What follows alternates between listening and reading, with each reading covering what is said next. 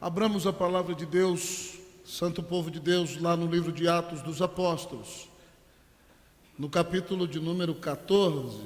De manhã eu preguei até o versículo 7.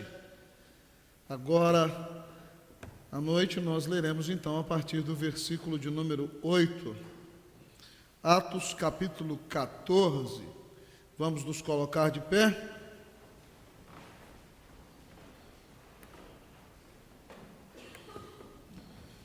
Atos 14 diz assim, a partir do versículo 8, a palavra do Senhor. Em Listra costumava estar assentado certo homem aleijado, paralítico desde o seu nascimento, o qual jamais pudera andar. Esse homem ouviu falar Paulo, que fixando nele os olhos e vendo que possuía fé para ser curado, disse-lhe em alta voz: apruma-te direito sobre os pés. Ele saltou e andava. Quando as multidões viram o que Paulo fizera, gritaram em língua licaônica, dizendo: os deuses em forma de homens baixaram até nós. A Barnabé chamavam Júpiter e a Paulo Mercúrio, porque era este o principal portador da palavra. O sacerdote de Júpiter, cujo templo estava em frente da cidade, trazendo para junto das portas touros e grinaldas, queria sacrificar juntamente com as multidões. Porém, ouvindo isto, os apóstolos Barnabé e Paulo, rasgando as suas vestes, saltaram para o meio da multidão, clamando: senhores, por que fazeis isto? Nós também somos homens como vós, sujeitos aos mesmos sentimentos, e vos anunciamos o Evangelho, para que destas coisas vãs vos convertais ao Deus vivo, que fez o céu, a terra, o mar e tudo o que há neles, o qual nas gerações passadas permitiu que todos os povos andassem nos seus próprios caminhos. Contudo, não se deixou ficar sem testemunho de si mesmo, fazendo bem, dando-vos do céu chuvas e estações frutíferas, enchendo o vosso coração de fartura e de alegria. Dizendo isto, foi ainda com dificuldade que impediram as multidões de lhes oferecerem sacrifícios. Todos comigo, 19 e 20. Sobrevieram, porém, judeus de Antioquia e Icônio, e instigando as multidões e apedrejando a Paulo, arrastaram-no para fora da cidade, dando por morto. Rodeando, porém, os discípulos, levantou-se e entrou na cidade. No dia seguinte, partiu com Barnabé para Derbe. Senhor, glória ao teu nome. Que bênção que nós temos a tua palavra, Deus, na nossa própria língua. E podemos olhar para trás e ver que tudo que enfrentamos na obra de Deus hoje não é nada novo. Todas as lutas que nós temos hoje, nossos antepassados já tiveram. E eles permaneceram firmes no Senhor e continuaram fazendo a tua obra. Então, Deus, é isso que eu peço para nós. Ainda que enfrentemos grandes lutas neste mundo, que não desanimemos. Como disse o autor dos Hebreus, visto que temos diante de nós tão grande nuvem de testemunhas, nós temos que correr a nossa carreira que está proposta, olhando firmemente para o autor e consumador da nossa fé, Jesus, o qual, em troca da alegria que lhe estava proposta, suportou a ignomínia, Senhor Deus, o sofrimento, suportou a cruz. Ó Deus, a tua palavra diz que se consideramos a oposição que ele sofreu, nós teremos ânimo e não desmaiaremos em nossas lutas. Portanto, anima o nosso coração, fortalece a nossa vida e nos abençoa na caminhada cristã. Fala conosco por meio da tua palavra, que o teu povo tenha um encontro vivo com o Senhor por meio das Escrituras nesta noite. E que nesta noite nós sejamos reanimados a cumprir a missão do Senhor para o nosso coração. Nós oramos e imploramos em nome de Jesus. Amém. Podem sentar-se.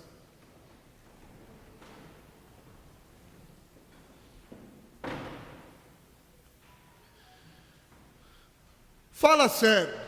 Quem gosta de uma igreja morta? Quem gosta de uma igreja na qual as pessoas têm uma cara de deprimidas? Quem gosta de uma igreja onde os crentes, quem gosta de uma igreja onde os crentes estão tão desanimados que eles nem sequer convidam seus amigos para estarem ali? Todos nós, amados irmãos, queremos uma igreja alegre. Todos nós queremos uma igreja bíblica. Todos nós queremos fazer parte de uma igreja viva. Hoje de manhã nós ouvimos uma mensagem cujo tema foi como a igreja avança. Nós aprendemos que a igreja avança pela pregação da palavra, a igreja avança no meio da perseguição, a igreja avança através da perseverança e a igreja avança por meio da sabedoria.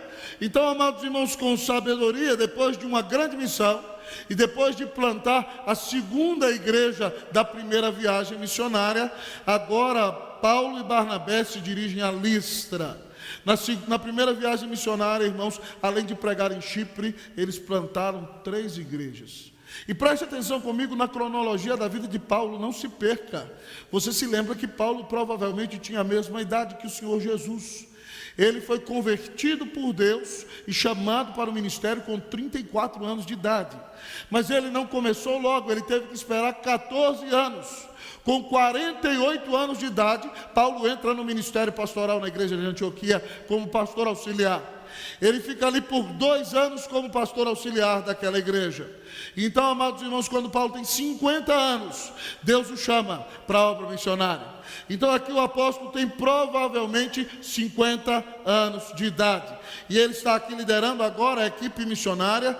No pastorado da igreja o líder era Barnabé, o pastor titular. No trabalho missionário o líder da equipe é Paulo. E ao encontrar Paulo com Barnabé aqui, depois de viver essa experiência tão gloriosa do avanço da igreja em Icônio, das conversões, da perseguição, da perseverança e da sabedoria na obra, eles vão plantar a terceira igreja da primeira viagem missionária, a igreja de Listra.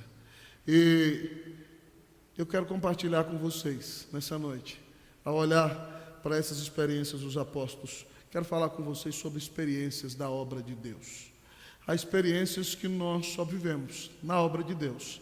E ao olhar para a experiência dos apóstolos, nós vamos identificar também as nossas, e que o Senhor nos dê a bênção de ficarmos firmes com Ele, seja nas boas experiências, ou seja naquelas que também não são tão boas assim.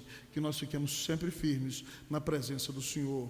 Que o Senhor nos dê a bênção de ter experiências que o glorificam e que nos levam a ser uma bênção no tempo que Ele nos inseriu. O texto nos mostra experiências da obra de Deus. Primeira experiência que o texto nos diz é o seguinte: na obra de Deus nós experimentamos milagres. Na obra de Deus nós experimentamos milagres. Se você olhar bem comigo para o texto, Paulo está pregando na praça. Você se lembra que em Antioquia da Pisídia e em Icônio, ele foi pregar primeiro na sinagoga. Ele é judeu, pregou para os religiosos. Mas nessa cidade da Licaônia, amados irmãos, não há uma forte sinagoga. Então, onde a sinagoga, Paulo e Barnabé entram e expõem o Antigo Testamento. Mas onde não há sinagoga, eles têm que ir para a praça. E o seu sermão parte não da história da teologia bíblica do Antigo Testamento, mas de olhar Deus como Deus criador, o Deus da providência, o Deus paciente e o Deus que derrama sobre o povo grandes bênçãos. Veja bem que fora da sinagoga eles começam falando de Deus, porque o povo não conhece teologia bíblica. Dentro da sinagoga, eles começam expondo o Antigo Testamento, apontando para o Cristo que viria. E nesse texto, então, nós vemos que eles estão ali pregando na praça, e a palavra diz que ali há certo homem aleijado, paralítico desde que nasceu, nunca tinha podido andar. E Paulo está pregando, e aquele homem está ouvindo, e fixa os olhos em Paulo, e Paulo vê que ele possuía fé para ser curado, e diz o texto que Paulo diz em alta voz. A gente tem que ler o texto como ele diz, né? Às vezes a gente lê, não, Paulo disse em alta voz, apruma-te direito sobre os pés. Não, irmão, peraí. Paulo diz para mim, apruma-te direito sobre os pés. E a Bíblia nos diz, irmãos, que naquele exato momento, aquele homem saltou. Preste atenção, aquele homem nunca tinha andado. Os seus ossos foram fortalecidos naquele momento. Aquele homem não tinha uma musculatura que o capacitava a andar. Então o milagre foi verdadeiro. Ele nunca tinha caminhado, ele era paralítico desde quando nasceu. E de repente os seus ossos se firmaram, os seus músculos se fortaleceram. A Bíblia nos conta, e ele saltou, ele deu um pulo e começou a andar. Com isso aqui nós aprendemos, irmãos, que na obra de Deus nós vamos experimentar milagres. É claro que nós não temos o mesmo dom que o apóstolo Paulo tinha de fazer milagres e prodígios. É lógico. E é claro que nós não vemos com tanta incidência se repetindo a realização de tantos milagres como havia no tempo dos apóstolos, porque quando os apóstolos começam pregando o reino de Deus, os milagres vêm para mostrar que de fato a palavra deles é verdadeira e eles são verdadeiros representantes do Senhor. Mas não duvide, ainda que você não veja tantos milagres com tanta incidência, Deus continua sendo Deus. E os impossíveis dos homens continuam sendo possíveis para Deus.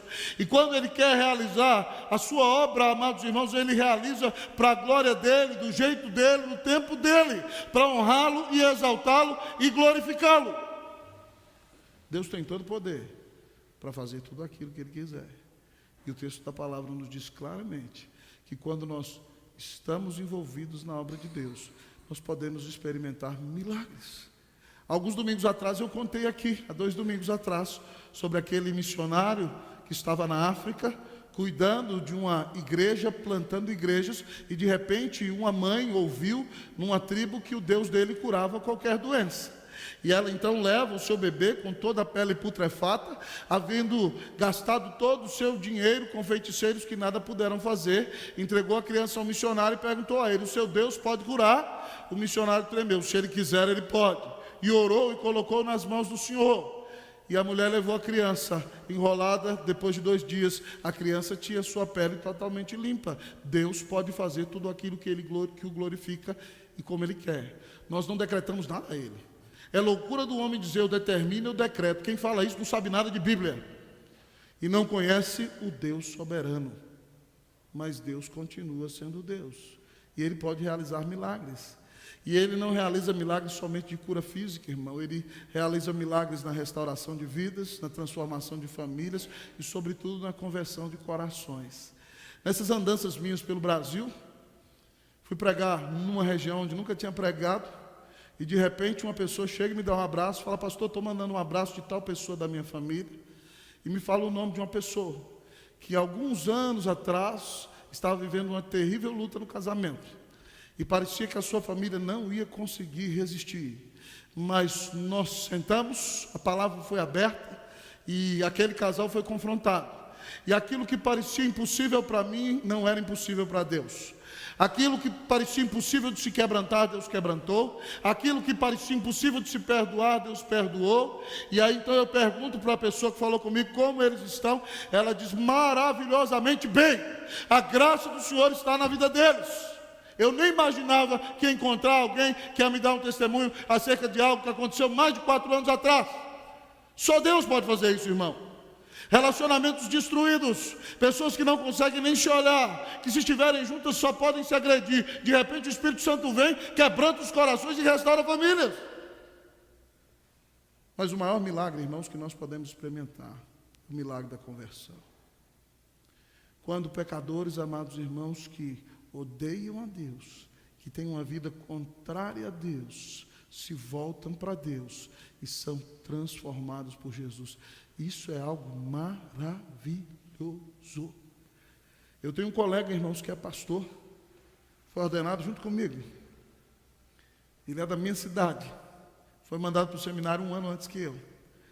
Aquele moço, amados irmãos, era DJ na minha cidade. Ele tinha 5 namoradas ao mesmo tempo. Engravidou 2 ao mesmo tempo. E foi convertido na nossa igreja. Foi num culto de jovens, ouviu a pregação. E aquele moço, irmãos, foi tocado pelo poder de Deus. Houve um dia que o pastor fez uma reunião da UMP, quando lançaram a Bíblia Vida Nova no Brasil, lá na década de 90, você imagina. O pastor falou assim: nós vamos fazer um dia para trazer visitante na mocidade, e quem trouxer mais visitante vai ganhar a Bíblia Vida Nova. Aquele moço, pasme, levou mais de 70 jovens na reunião do MP. Ele pegava a Kombi dele, só ia descendo jovem, ia descendo. Uma bênção maravilhosa. Falou de Jesus para todo mundo. Veio para o JMC, fez o seminário, é pastor presbiteriano há mais de 19 anos, com a sua licenciatura há mais de 20 anos. Uma bênção. Alguém que era do mundo, alguém que era perdido, que foi mudado por Jesus. Hoje é um pastor amoroso, comprometido com a palavra e que abençoa a igreja de Deus. Irmão, é só o Espírito Santo que pode fazer isso. Isso é milagre. Isso é Deus ressuscitando o coração do pecador. É Deus restaurando vidas. Então, se você está envolvido na obra de Deus, se você faz parte da igreja de Deus, se você serve a Deus, prepare-se para vivenciar milagres. E os maiores milagres que nós vamos experimentar na obra de Deus são os milagres da conversão de pecadores. Pessoas que diante dos nossos olhos pareciam as mais indignas, as mais endurecidas, se pudéssemos dizer assim, as menos convertíveis, né? Porque ninguém é convertível, na verdade. Essas pessoas ouvem o Evangelho e Cristo entra em sua alma e elas nascem de novo e elas são transformadas. Podemos ver Deus curando pessoas? Podemos. Podemos ver relacionamentos sendo restaurados? Podemos. Mas o maior de todos os milagres é um Senhor salvando um pecador, ressuscitando um morto em sua alma, transformando a sua vida, de maneira que alguém que vivia para o diabo, agora vive para a glória de Deus. E é uma grande bênção nas mãos de Cristo Jesus. Se você quer dedicar-se ao Senhor, se você quer servir na obra de Deus, prepare-se para vivenciar milagres. Acorde quem está do seu lado, inclusive seu filho adolescente, se estiver dormindo, né? Fique ligado, experimentamos milagres. O que mais nós experimentamos na obra de Deus? Em primeiro lugar, nós experimentamos milagres. Em segundo lugar, nós confrontamos a idolatria. Que experiências nós temos na obra de Deus? Nós confrontamos a idolatria. Confrontamos a idolatria. O texto diz, irmãos, que quando Paulo e Barnabé são usados para fazer esse milagre, o povo de Listra enlouqueceu. Vamos ler comigo o texto? O texto conta para nós que, quando as multidões viram o que Paulo fizera, gritaram em língua licaônica, dizendo: os deuses em forma de homens baixaram até nós. A Barnabé chamavam Júpiter e a Paulo Mercúrio, porque este era o principal portador da palavra. Irmãos, na cidade de Listra havia uma lenda que séculos antes, Júpiter e Mercúrio eram os deuses daquela cidade. E eles tinham se revoltado com a ingratidão dos moradores daquela cidade. Então eles desceram naquela região e mataram todos os moradores daquele lugar. E deixaram somente um casal que era fiel a eles. E por meio da vida daquele casal já idoso, eles repovoaram aquela região. E portanto, então, aquela cidade agora era a cidade que pertencia a Júpiter e a Mercúrio. E o texto nos conta que ali há um sacerdote do templo de Júpiter. E eles, crendo que Júpiter e Mercúrio um dia voltariam, quando eles veem Paulo sendo usado para levantar aquele paralítico, eles dizem: chegou o momento, Júpiter e Mercúrio estão entre nós. E achavam que Paulo era o da comunicação, o Deus comunicador, que ele era o Deus Mercúrio romano. Então, amados irmãos, o sacerdote de Júpiter, cujo templo estava em frente da cidade, mandou trazer os touros para serem assassinados, as grinaldas, os véus, e queria sacrificar junto das multidões. Amados irmãos, a idolatria se levantou ali. Prestem atenção, os discípulos estão vivendo um momento apoteótico, e Satanás quer se aproveitar deste momento para desviar os apóstolos da presença do Senhor. Eles estão fazendo a obra de Deus. Vejam o estratagema de Satanás. Agora as pessoas querem adorar a Paulo e Barnabé. Se Paulo e Barnabé são fracos irmãos, eles caem nesse estratagema. Mas a Bíblia diz que eles confrontam a idolatria. Eles, ouvindo isso, se revoltaram, pularam no meio da multidão, rasgaram suas vestes, mostrando sua pele, e disseram: senhores, por que fazeis isto? Eles dizem: nós também somos homens como vós, sujeitos aos mesmos sentimentos, e vos anunciamos o mesmo evangelho, para que destas coisas vãs vos convertais ao Deus vivo. E aí eles pregam uma mensagem maravilhosa. O que eles dizem aqui? Preste bastante atenção comigo. Primeira coisa que eles dizem aqui: nós somos pecadores. Todo homem é pecador, inclusive quem prega o evangelho e se dedica a servir a Deus. Eles dizem que a idolatria é vã. Eles dizem àqueles homens: convertam-se ao Deus vivo. Nós devemos adorar somente ao Deus vivo e verdadeiro. Mas preste atenção no argumento do sermão. Eles dizem que esse Deus vivo é o Deus criador. Então, quando eles vão falar com alguém que é ímpio, eles partem do pressuposto da criação. Eles dizem que é o Deus vivo que fez o céu, a terra, o mar e tudo que neles há. Segundo lugar, esse Deus criador é o Deus paciente. Eles dizem aqui, o qual nas gerações passadas permitiu que todos os povos andassem nos seus próprios caminhos. Ele tem paciência com vocês, mas ele é o Deus da providência, o terceiro ponto de Paulo. Contudo, não se deixou ficar sem testemunho de si mesmo, fazendo bem, dando-vos dos céus chuvas e estações frutíferas, enchendo o vosso coração de fartura e de alegria.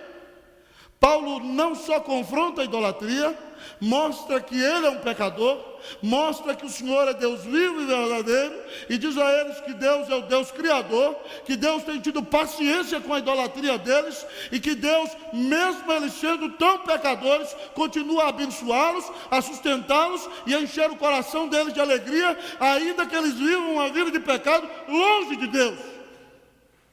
E diz o texto que, falando com dificuldade assim, amados irmãos, que eles impediram aqueles homens de oferecerem a eles sacrifícios. Irmãos, uma outra obra que nós vivemos, uma outra experiência que nós vivemos na obra de Deus é que nós vamos confrontar a idolatria, não tem como. Sabem por quê? Porque Calvino dizia muito certamente que o coração do homem é uma fábrica de ídolos. Então preste atenção, todo mundo vive no modus operandi da adoração. Se você não adora a Deus, você adora qualquer outra coisa. Se você não adora a Deus, você pode adorar a sua realização profissional. Se você não adora a Deus, você pode adorar a sua esposa.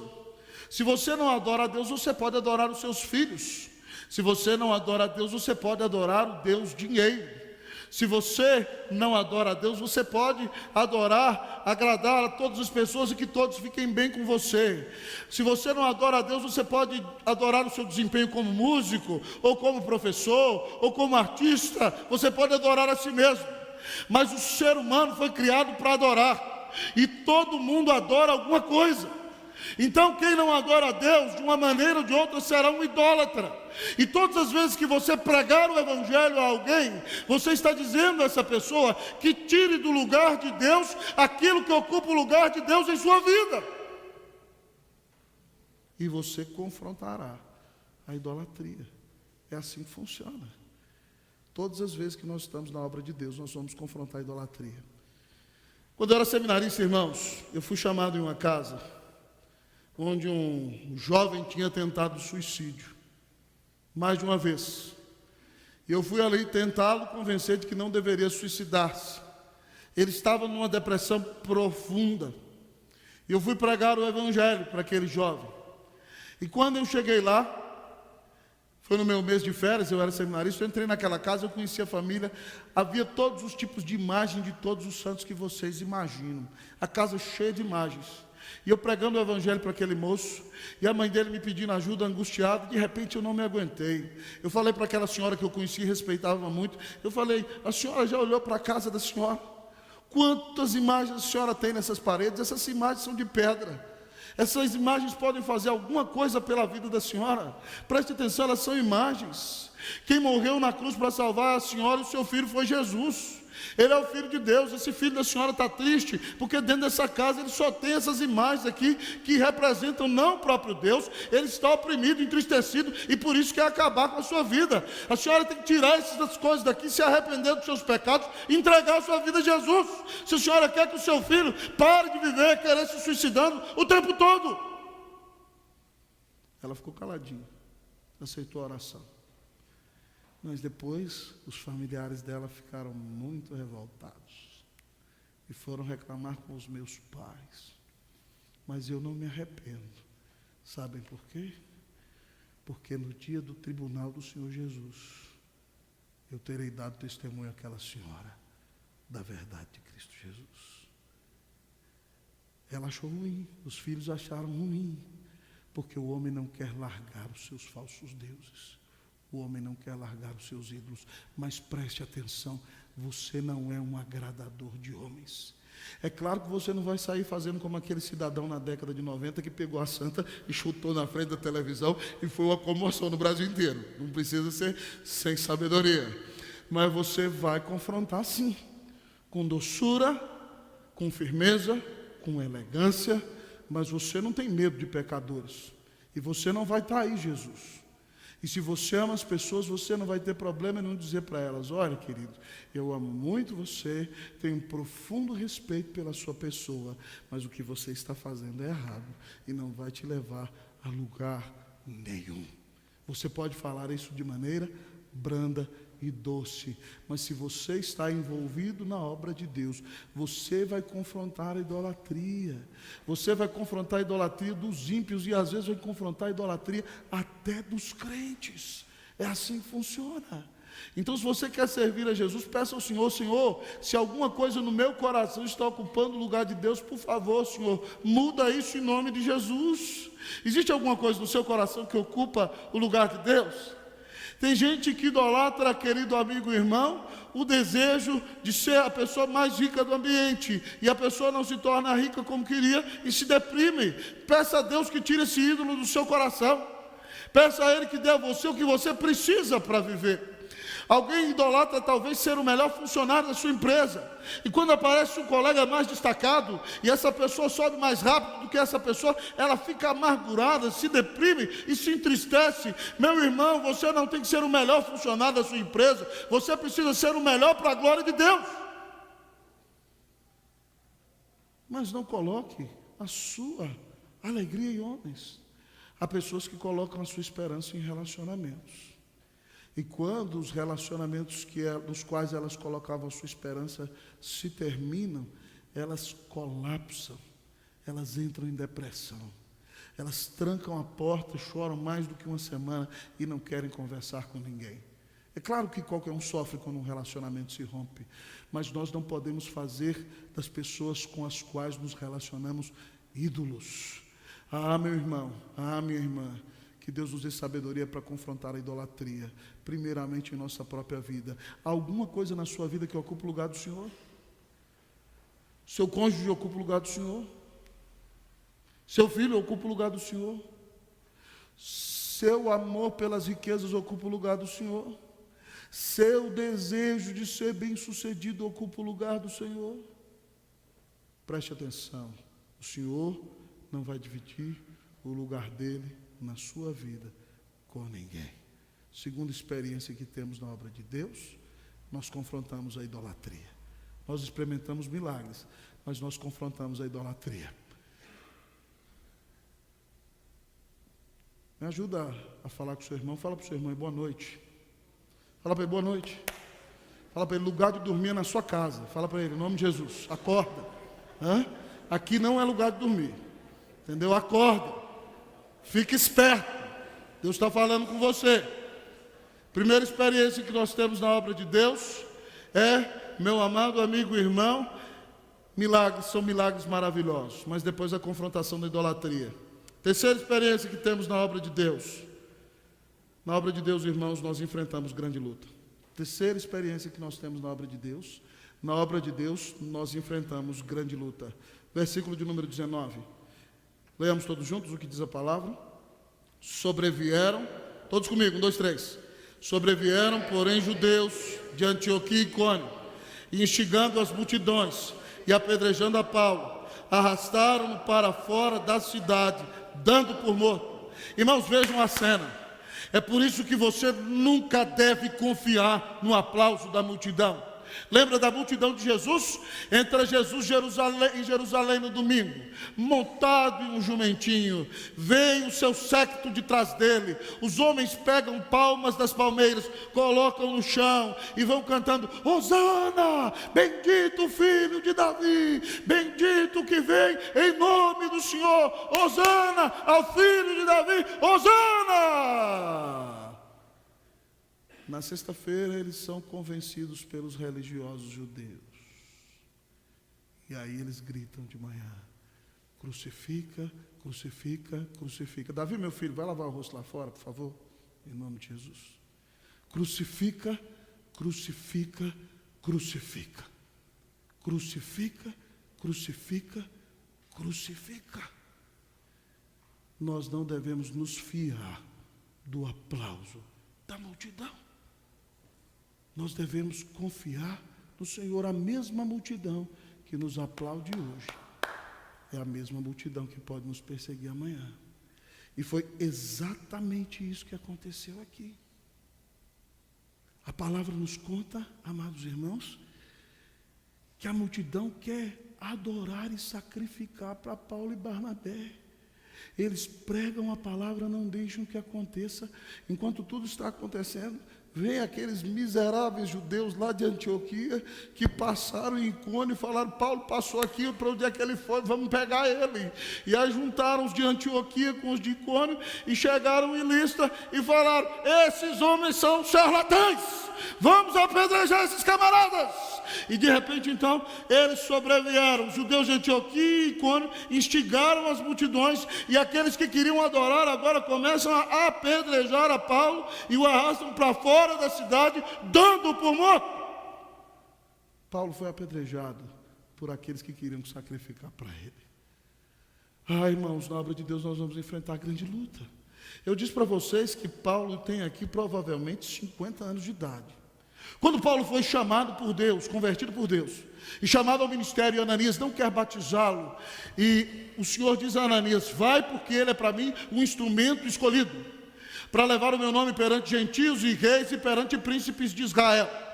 E aí a palavra diz o seguinte: e eu lhe mostrarei o quanto lhe importa sofrer pelo meu nome. Eu lhe mostrarei o quanto lhe importa sofrer pelo meu nome. Paulo tinha 34 anos de idade.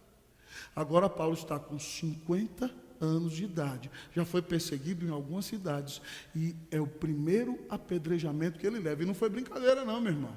O pessoal pegou pedras grandes, jogaram em Paulo. Paulo provavelmente ficou com a fronte sangrando. E ele caiu no chão desacordado. E o povo disse: morreu! Morreu. E todo mundo entrou de volta, achando que ele tinha morrido. Na obra de Deus nós vamos enfrentar dificuldades, irmãos. Hoje, meus irmãos, nós somos talvez a geração de cristãos mais sem fibra que existe. Se alguém se opõe a nós, se alguém nos resiste, nós queremos já parar de pregar o evangelho. Mas o Senhor nos assegurou que nós teríamos luta. Quando Paulo estava com 55 anos de idade, ele está indo para Jerusalém. E ele já foi perseguido na Ásia, em muitos lugares, depois da terceira viagem missionária. Preste atenção, em 10 anos, em 7 anos de ministério, Paulo plantou 3 igrejas. Não, 3 igrejas aqui, mais as outras igrejas, 7 igrejas em 10 anos de ministério. Então ele está indo para Jerusalém, com 45 anos, e está todo mundo falando para ele que ele vai ser preso, que o Espírito Santo está mostrando que ele vai ser jogado na cadeia. Ele diz o seguinte em Atos 20, 24: em nada considero a minha vida preciosa para mim mesmo, contanto que eu complete a minha carreira e o meu ministério para dar testemunho do Evangelho da graça de Deus. Paulo está disposto a dar a sua própria vida por amor de Jesus. Eu fico me perguntando, irmãos, se hoje fosse como nos dias da igreja primitiva, se muitos de nós estaremos aqui. Se alguém dissesse para você: se você não negar Jesus Cristo, você vai para a fogueira, você iria para a fogueira? Se você não negar Jesus Cristo, eu vou jogar você na cova dos leões. Se você não negar a Jesus Cristo, eu vou matar a sua família diante de você. Você continuaria firme? Preste atenção, meu irmão, o que a Bíblia nos ensina é que nós vamos enfrentar dificuldades no mundo. O mundo não ama a Deus, o mundo odeia a Deus, a carne odeia a Deus, e nós vamos enfrentar lutas, irmãos, é assim que funciona. Então não se surpreenda se alguém não gosta de você. Não se surpreenda se alguém não vai com a sua cara. Você tem Jesus, e quem odeia Jesus odeia você. É assim que funciona. Já teve gente que virou para mim e falou assim: eu não gosto de você. Eu falei: que pena para você. Você que perde a bênção. Irmãos, do nosso prédio lá em Brasília era muito engraçado. Lá no nosso prédio tinham algumas senhorinhas que carregavam uma imagem por todos os apartamentos do prédio fazendo novena. E no começo elas não nos cumprimentavam, mas por tanta insistência, bom dia, como vai a senhora? Abrir a porta do elevador, todas as coisas que um cristão deve fazer. Algumas começaram a nos cumprimentar, mas tinha uma senhora que a filha dela odiava tanto o crente que a gente falava bom dia, e ela não estava nem aí. No final, a Dani pequenininha, aprendendo a falar, imagine, com 1 ano e pouquinho, a Dani, bom dia, a mulher virava a cara assim. E quando eu não estava presente, os meninos Davi e Isabela falavam bom dia, ela fazia assim, desse jeito. Parecia criança. Mas eu pude explicar para eles, desde pequenininho, eu falei, vocês estão vendo que o mundo sem Deus se opõe a Jesus, se opõe a quem crê em Jesus. Imagine em outros lugares em que as pessoas podem lançar mão da vida de quem serve a Jesus. Prepare-se, irmão. Mas lembre-se do que o Senhor disse para mim e para você em João 16:33. No mundo, ele diz assim, estas coisas vos tenho dito para que tenhais paz em mim. No mundo passais por aflições, mas tende bom ânimo. Eu venci o mundo. Jesus está dizendo, olha, vocês vão ter perseguição, mas essa palavra eu tenho dado para que você confie em mim, tenha paz em mim. Vai ser difícil, não vai ser fácil, mas coragem, eu venci o mundo por você. Eu vou estar com você até o final. Então, meu irmão, se você enfrentar lutas da caminhada cristã, não se desanime, não se desespere. Cristo deu a vida na cruz por você, e Ele disse a você, nunca te deixarei, jamais te abandonarei. Levante-se, seja uma bênção, e viva para a glória de Deus, e cumpra o seu chamado, em nome de Jesus. Mas ao olhar para as experiências da obra de Deus, em quarto e último lugar, nós aprendemos que na obra de Deus nós seguimos adiante. Na obra de Deus nós seguimos adiante. O que aconteceu, diz o texto no versículo 20? Todo mundo achou que Paulo tinha morrido. No outro dia, rodeando, porém, os discípulos, levantou-se e entrou na cidade. No dia seguinte, partiu com Barnabé para Derbe. O povo apedrejou Paulo, foi todo mundo embora. Aí os discípulos de verdade, não vão deixar aquele pastor abandonado, ele já tinha pregado, o povo tinha se convertido. Então os discípulos chegaram lá, será que ele está vivendo? Será que ele está vivo ou não está vivo?